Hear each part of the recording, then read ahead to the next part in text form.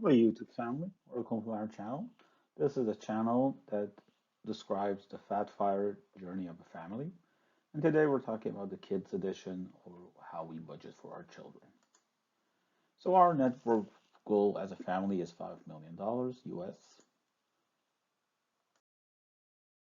Uh, to get to, based on the 4% rule, to get to a yearly income of 200,000 pre-tax, um, we will get to the kids section and we'll see how they fit into this equation. So a little bit about us. We are two working parents, three kids, ages 4 through 8, currently living in a high cost of living area. So how we budget for our kids. So we split up our kids' lives into budgets and buckets that we need to budget differently for. So first of all, any kid under 5, meaning they're in daycare. School age 5 to 18, they're in public school, most of them. College years are either a 3 year or 4 year college and possibly longer than that. That's why we put a longer range there.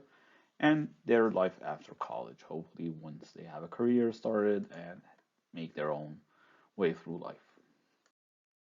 So that was our plan.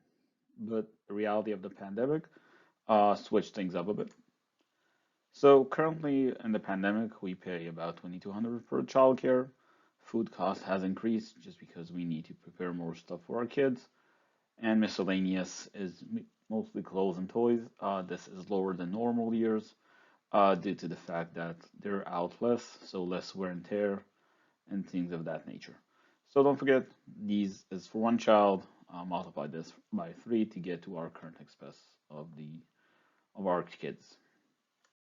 But in normal years, we'll be budgeted for kids under 5 while they're in daycare, about 2,100 for kid childcare, 250 per month for food, and miscellaneous. These are basically clothes and toys, things of that nature. Um, that's a hefty sum. So our fire journey does not include kids under 5, meaning we will only retire after our kids are bigger than 5.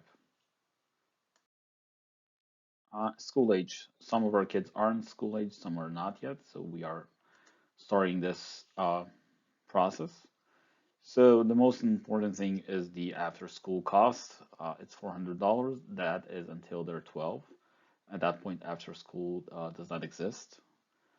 So that expense will go away once they're 12. We then split up into a separate section because we will use that money for other things that they need when they're bigger, such as, for example, gas money or driver license, education, etc. Summer camp, this is like the average monthly expense of the summer camp. We expect it to continue about this time, this budget. Food increased, teenagers eat more, and miscellaneous at this point is clothes and probably a phone at some age after 12. So college years. While we will pay for their college some amount, we do expect them to need pocket money or walking around money.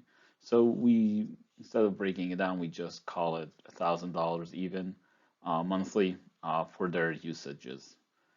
And now, how do we get to these amounts, or how do we like treat our budget to account for them? So right now, on average, we expect to pay $1,000 per kid per month.